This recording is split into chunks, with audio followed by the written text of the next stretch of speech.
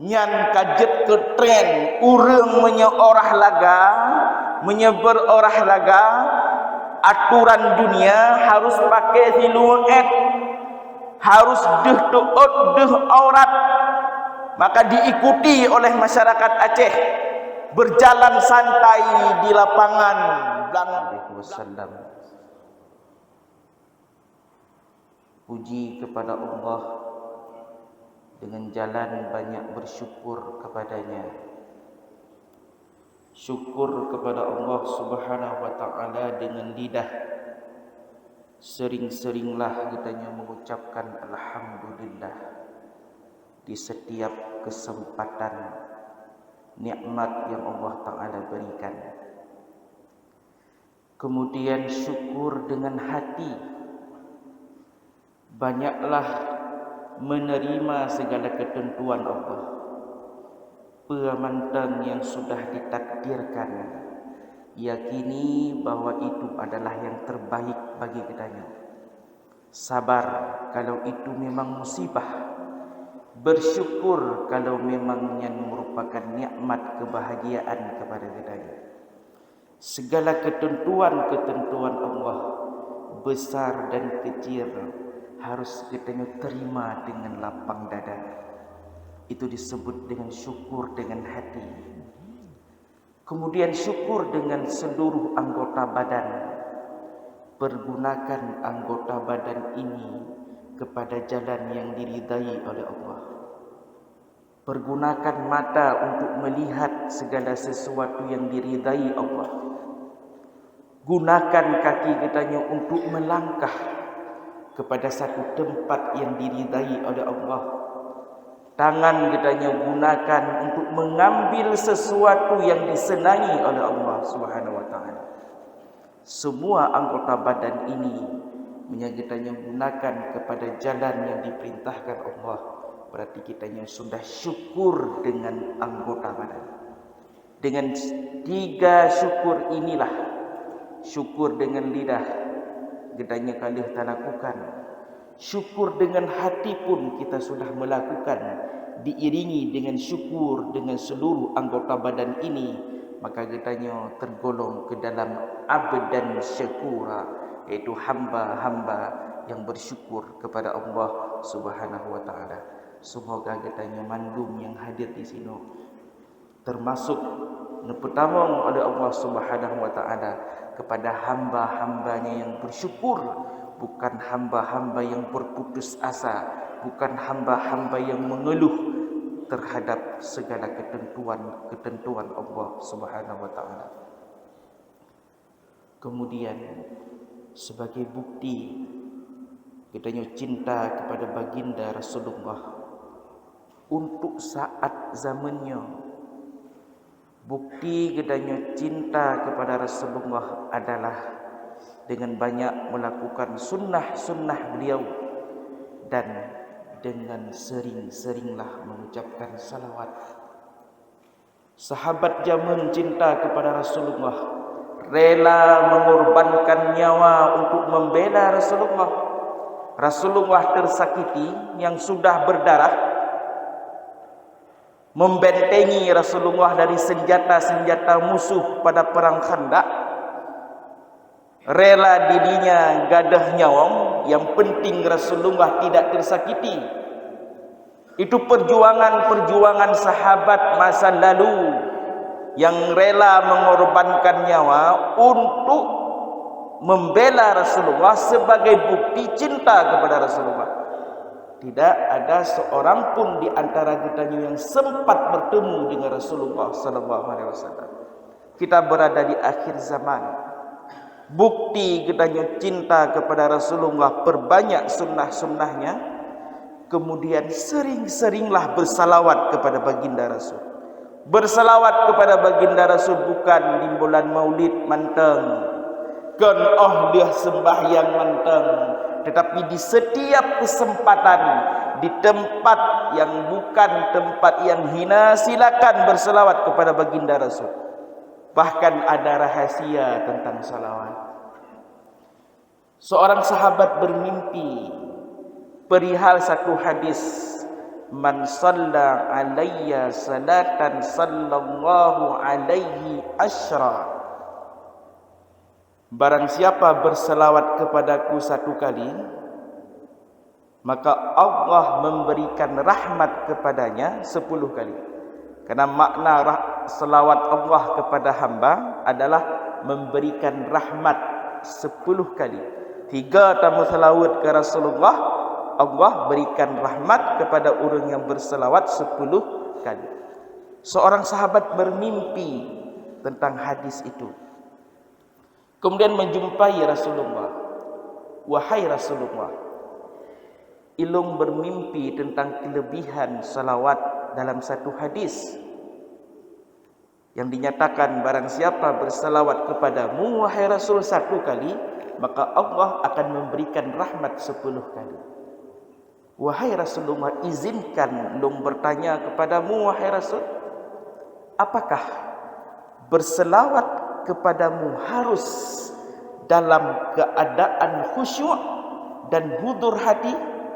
Rasulullah tersenyum dan menjawab, tidak wahai sahabatku, walaupun engkau dalam keadaan lalai sekalipun, hatimu dalam keadaan lalai, kalau bersalawat kepada baginda Rasulullah tetap diberikan rahmat oleh Allah Subhanahu wa taala. Kenapa? Karena di sana ada nama Muhammad. Berbeda dengan zikir-zikir yang lain. Kadangkala zikir-zikir tertentu Allah Ta'ala hanya berikan fadilah kepada kitanya kalau zikir itu tidak dihayati, zikir itu tidak dibaca dengan khusyuk.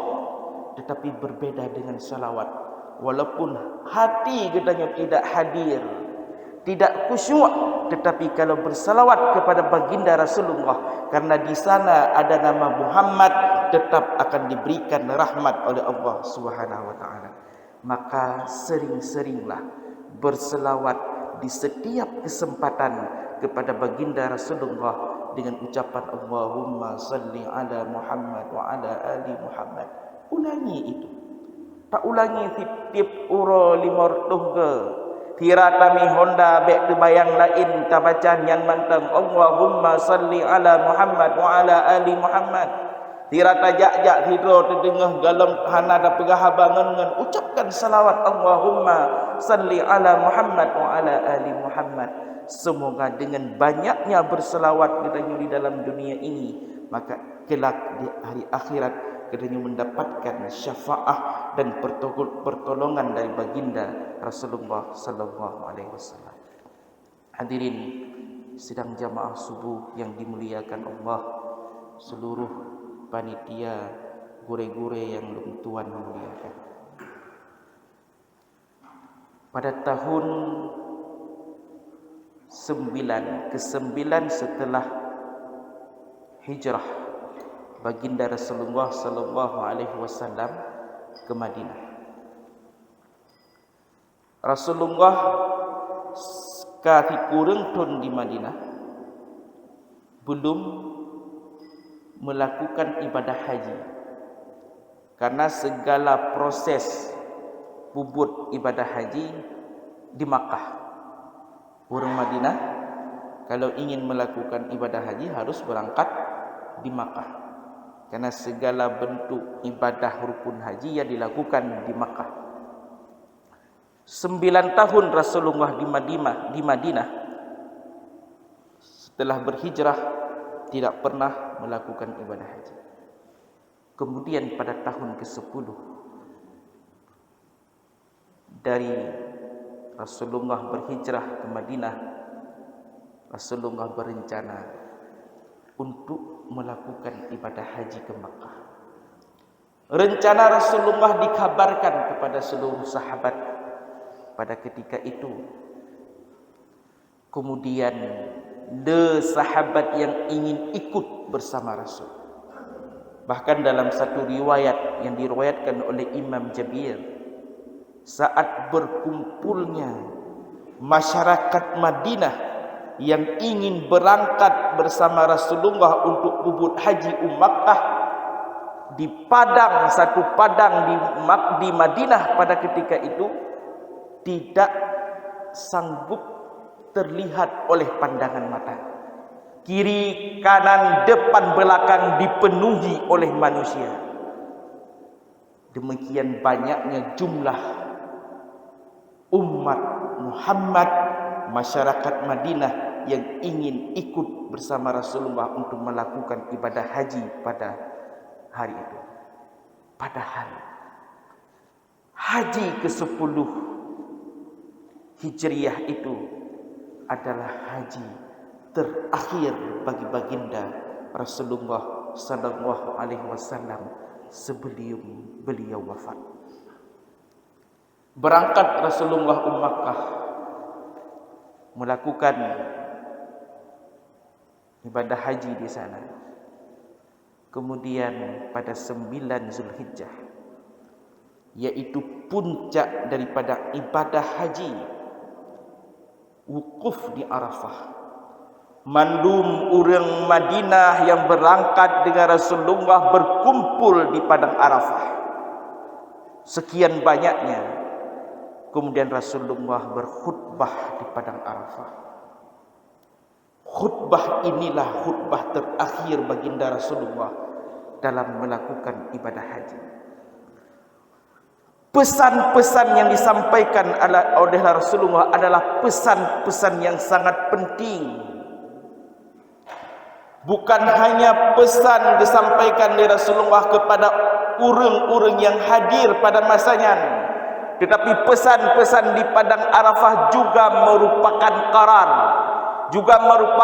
karar, keputusan dan tausiah bagi generasi-generasi setelahnya, bagi generasi-generasi setelah sahabat, bagi generasi-generasi orang ahli Rasulullah. Ada 12 tema pesan yang disampaikan oleh baginda Rasulullah yang sangat penting di padang Arafah, yang menjadi pengajaran bagi orang yang hadir di sana, juga menjadi pengajaran bagi getanyo uronyo sampai akhir kiamat nantinya. 3 pesan yang mungkin Tuan sampaikan pada kesempatan ini. Pertama, salah satu tema yang disampaikan oleh Rasulullah, ala inna kulla syai'in min amri jahiliyah min ba'di maudhu'. Dalam satu riwayat disebutkan, ala inna kulla syai'in min amri jahiliyah min ba'di kadamayya maudhu'. Sesungguhnya segala sesuatu tradisi yang berlaku di zaman jahiliyah setelah diperintahkan aku menjadi rasul kan Rasulullah maudhu', tidak berlaku lagi. Tema pertama ini akan merupakan tausiah, bukan sekedar nasihat, tetapi ini adalah qarar. Disebutkan dalam dakwah, nyo qarar, nyo keputusan Rasulullah. Segala sesuatu tradisi budaya yang berlaku di zaman jahiliyah, uronyo hana berlaku le, lehlong geangkat menjadi rasul, nyo hana berlaku le hingga seterusnya. Budaya orang jahiliyah yang saling menyakiti, yang saling menghina, yang hana berlaku le. Penindasan terhadap perempuan, lahir orang inong diangkat aib. Yang kuat adalah suku mereka masing-masing. Selain dari suku mereka semua, yang lemah berhak untuk diperangi. Itu tradisi budaya yang sudah dianggap baik oleh orang jahiliyah. Tidak berlaku lagi kan Rasulullah sallallahu alaihi wasallam. Sebuah isyarah penting bagi kita uronyo. Apa isyarah penting itu? Tradisi, budaya, kebiasaan masyarakat apabila bertentangan dengan syariat, nyan hanjit lakukan. walaupun itu sudah menjadi tren, walaupun itu sudah menjadi budaya yang sudah dianggap boleh oleh masyarakat. Dengan zaman yang semakin maju lawitnya, ada budaya-budaya tradisi yang memang nyan dilarang dalam agama, tetapi dikarenakan dilakukan oleh orang banyak, kalau orang tubut seolah-olah itu adalah boleh dan tidak apa-apa. Kita contohkan saja banyak hal yang budaya-budaya salah yang sudah dianggap boleh. Kita contohkan saja pada zaman ini, mungkin awal-awal pemberlakuan syariat Islam di Aceh, urang hantat getejit pakai iluang urang agama. Hantat getejit ya, urang inong buka jilbab hantat getejit ditegur oleh wilayatul hizbah, ditegur oleh WH. Urang agam jak bak jalan gebuka hidung hanatat getejit ditegur. Tetapi hal ini terjadi sekarang ini, kadang di kampung-kampung hana, kadang di kota-kota kecil di sekeliling getanyo hana, tapi tajak Banda Aceh, tajak ke kota-kota besar, seolah-olah orang agam yang pakai di Cilua lalu lalang di jalan itu sudah dianggap boleh. Nyan kajet ke tren urang menyeorah laga, menyeber orah laga, aturan dunia harus pakai siluet, harus deh tuut deh aurat, maka diikuti oleh masyarakat Aceh. Berjalan santai di lapangan Blang Padang, dayung sepeda di dalam kota pakai diluet, biasa-biasa saja. Sudah dianggap tradisi dan budaya yang sudah boleh. Itu satu kesalahan. Budaya, tradisi, kebiasaan apabila bertentangan dengan syariat Islam, tetap itu kemaksiatan. Sesuatu yang haram tetap haram, walaupun terjadi secara umum di dalam kalangan masyarakat. Remaja, muda-mudi, tidak ada mahram, mantang muda-muda duk bak warung kopi sampai tengah malam. Itu sudah dianggap budaya yang biasa-biasa saja saat ini. Urang tamhanane, mereka pun melakukan dengan beraninya. Ada tokoh ataupun urang tua yang sajan di dalam warung hana dipermen biasa-biasa dan tidak punya rasa segan, bahkan dipegah haba raya-raya. Tanyo yang duk di samping, walaupun maah cakap tungku duk di samping, mereka tidak peduli, bahkan menganggap berkumpulnya remaja muda-mudi yang semacam itu hal yang boleh, walaupun tengah malam, tidak didampingi oleh mahram, bahkan memakai pakaian yang tidak layak sebagai pakaian syariat Islam. Tradisi budaya yang sudah dianggap boleh di kalangan masyarakat. Itulah salah satu penegasan baginda Rasul di padang Arafah. Wahai umatku, segala sesuatu yang telah berlaku di zaman jahiliyah, yang itu adalah bentuk kemaksiatan, Allah diutus lem sebagai Rasulullah, maudhu' tidak berlaku lagi, stop, jangan lakukan lagi. Pesan baginda Rasulullah kepada generasi-generasi setelahnya, Allah long hanale ente but-but jahiliyah yang kahentikan, walaupun long hanale dalam dunianya tetap dihentikan. Yang salah tetap salah, mari kita tegakkan kebenaran. Itu isyarah dari baginda Rasulullah sallallahu alaihi wasallam. Yang pertama. Yang kedua, tema penting yang kedua yang disampaikan oleh baginda Rasulullah. Taraktu fikum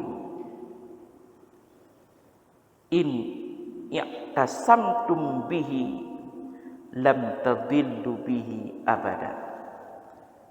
Dalam riwayat yang lain, taraktu fikum amraini, kata aku tinggalkan kepadamu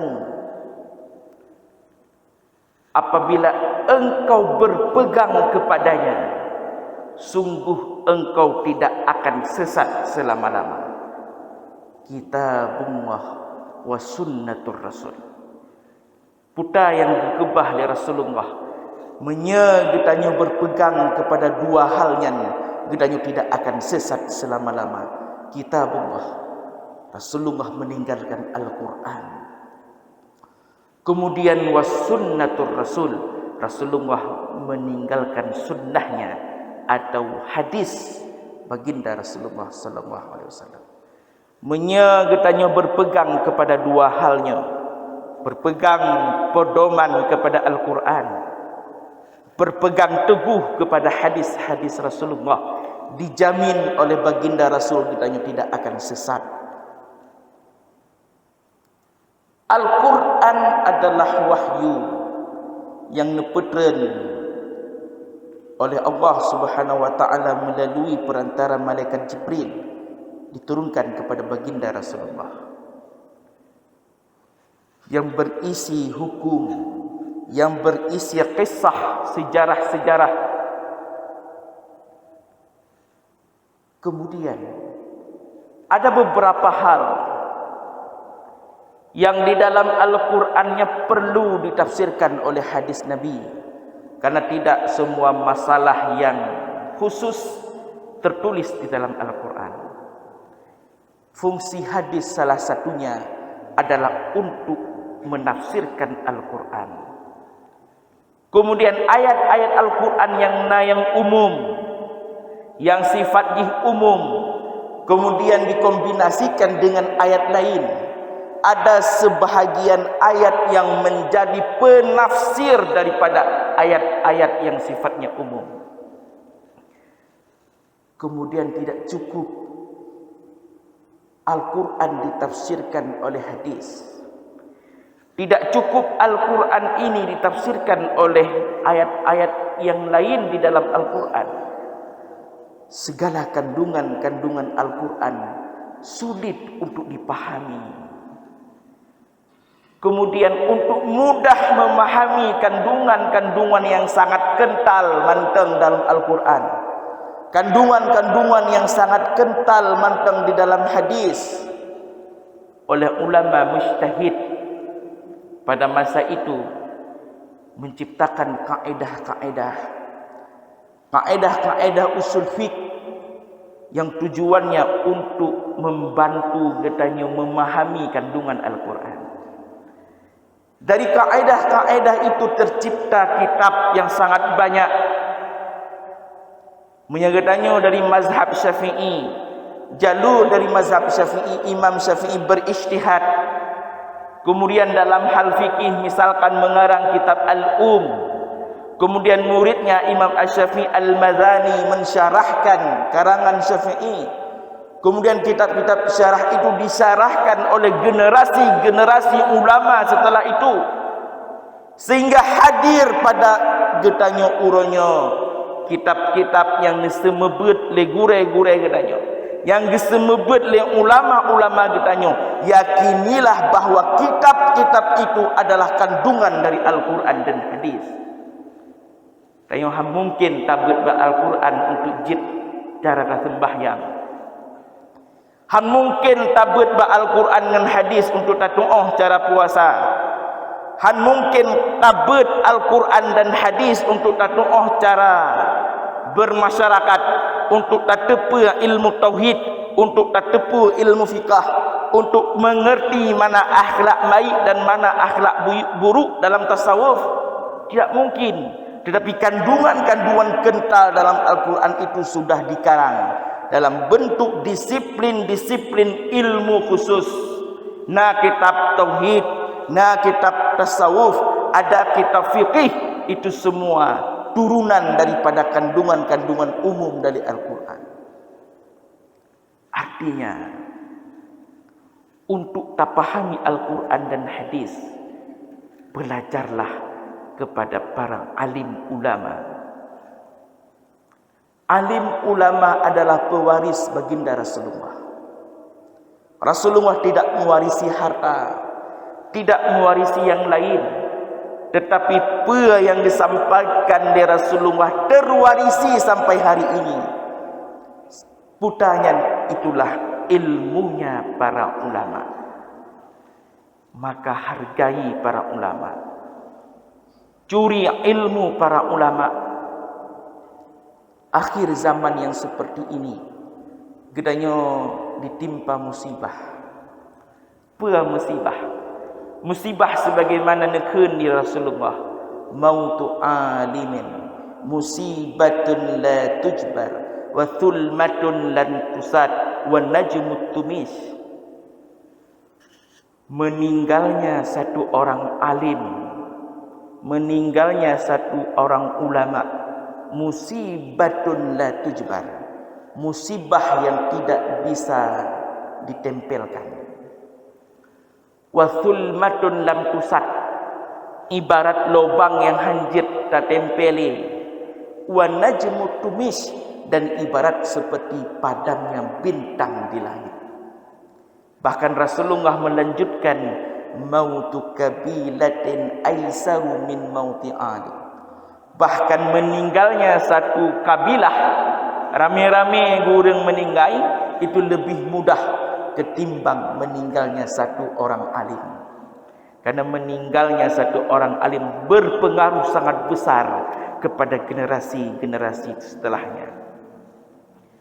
Banyak ulama-ulama katanya di Aceh yang dicabut, yang nuwa ba Allah Subhanahu wa taala satu persatu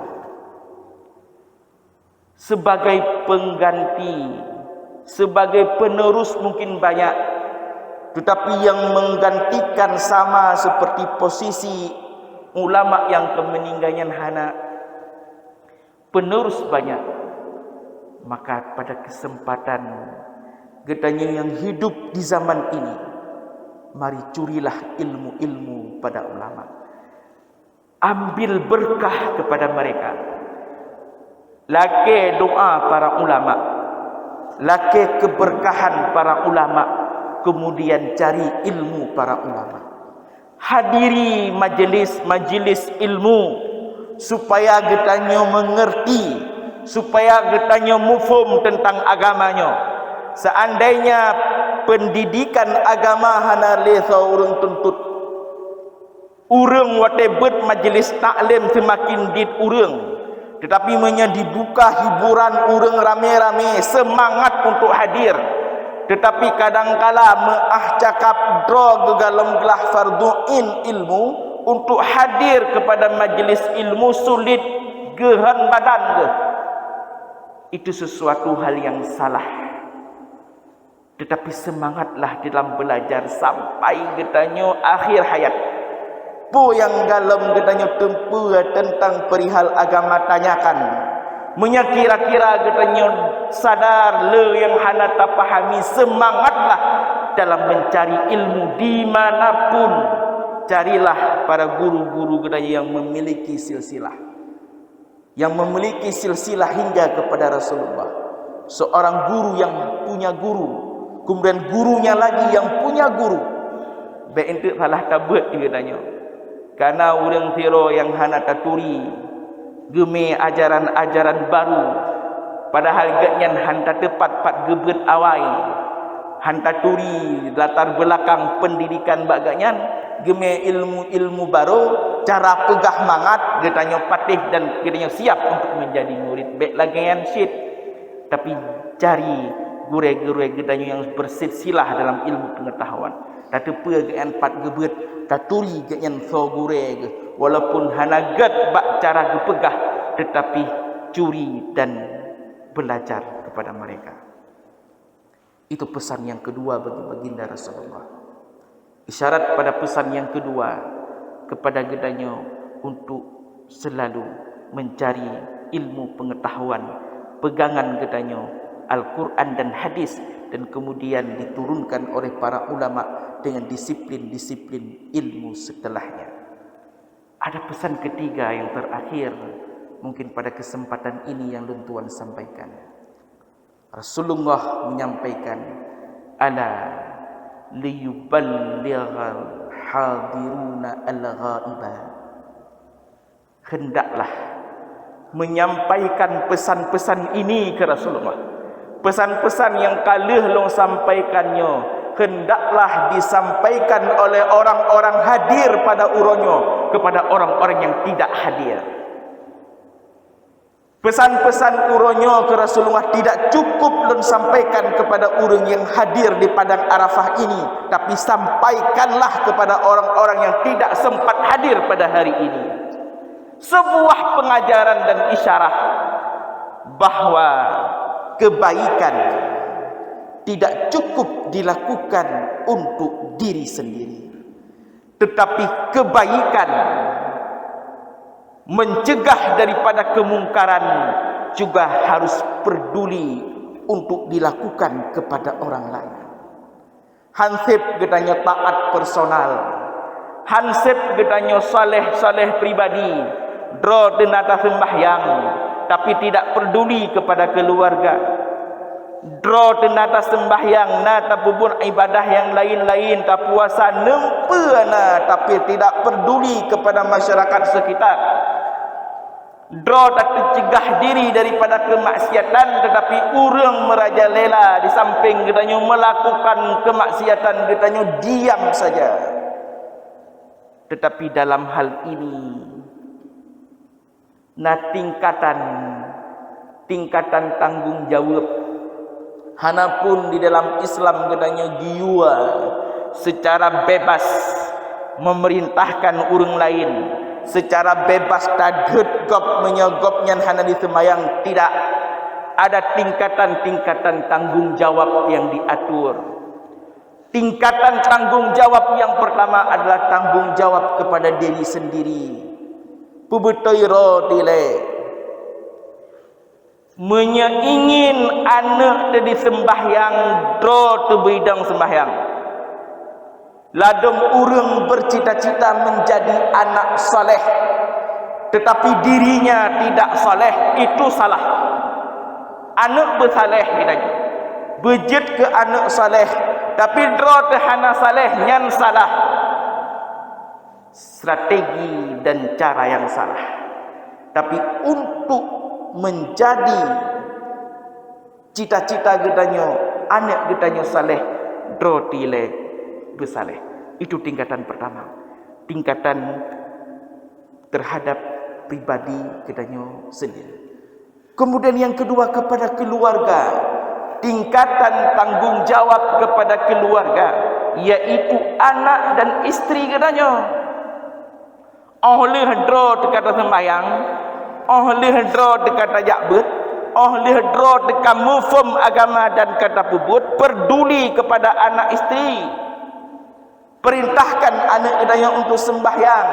Backdrop tok tabedah subah, anak kabalek di rumah hantar bedah untuk sembahyang karena sayang. Delat tak berkelam karena dibelajar. Delat tak iwo berkelam sayang tetap begabah menang kedih di atas. Draw dedah sembahyang subah bahkan berjamaah, tetapi anak di rumah sudah balik hantar pega. Berarti kitanya masih saleh pribadi, mantang taat secara pribadi, tapi tidak bertanggung jawab kepada perihal yang kedua, yaitu tanggung jawab kepada keluarga kitanya. Kemudian yang ketiga, tanggung jawab kepada masyarakat, tanggung jawab kepada kerabat, tanggung jawab kepada orang terdekat kitanya yang kira-kira jid kitanya nasihatin. Tergantung posisi jabatan kita. Menyagadanya hana kemampuan jabatan apapun, berarti tidak mampu untuk melarang masyarakat. Tapi kita nyuna jabatan, kita diberikan amanah sebagai pemimpin, berhak untuk melarang apabila masyarakat kita berbuat salah. Kita berhak untuk melarang itu. Oh, leh talarang dilakukan loh, berarti kita sudah terlepas daripada tanggung jawab. Artinya tidak ada pembiaran terhadap kemaksiatan yang dilakukan. Hadirin sidang jemaah subuh yang dirahmati Allah. Hak karabat ini sangat penting. Kepedulian kepada karabat, urung-urung yang to gedanya sangat penting.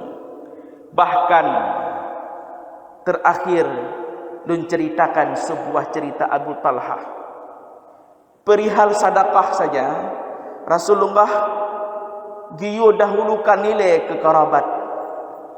Ada seorang sahabat dari kaum Ansar yang bernama Talhah Al-Ansari. Sahabat yang sangat kaya.